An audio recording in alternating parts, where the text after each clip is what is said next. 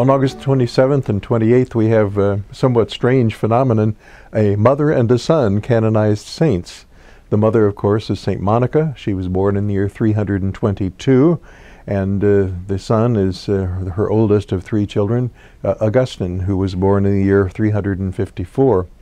Monica was married to a pagan named Patricius. They had three children, and she tried to rear her children as Catholics. Unfortunately, it didn't always work.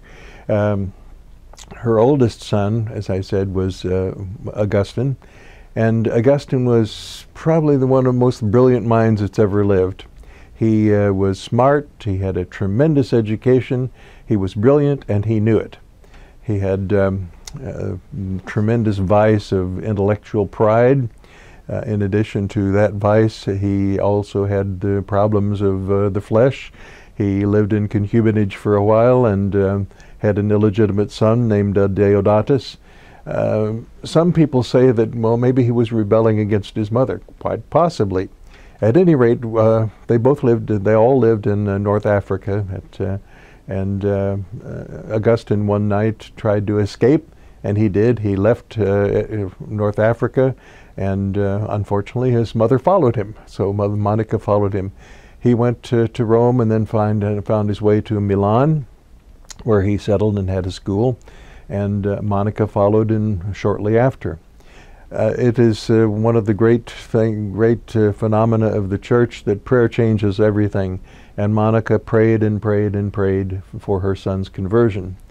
At Milan, St. Augustine came under the influence of the bishop there, and finally he was baptized.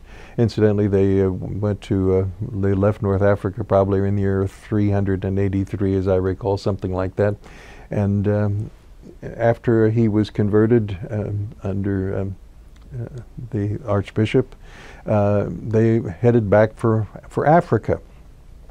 There was also a younger son who was with him, and so Augustine and his brother and Monica were waiting at the port of Ostia, which was the port of ancient Rome, for a ship to go back to North Africa, and Monica took ill. She became deathly ill, and they were terribly worried about her, and she says, "Don't worry about me. The only reason I've lived is to see my son become a good Catholic," which of course Augustine by that time had done. So she died there at Ostia, and Augustine and his brother went back to North Africa. He then became the great bishop of Hippo, a saint and a theologian. Not all saints agree with each other. Sometimes they have fierce arguments. And Augustine had a running argument with St. Jerome over many years. They would write these rather polite letters, which they thought, you're crazy, you don't know what you're talking about. But they're both saints. So we honor August the 27th, 28th, Monica, the mother, who prayed, and her son became finally converted, and Augustine, the greatest theologian in the church history up until the time of St. Thomas Aquinas.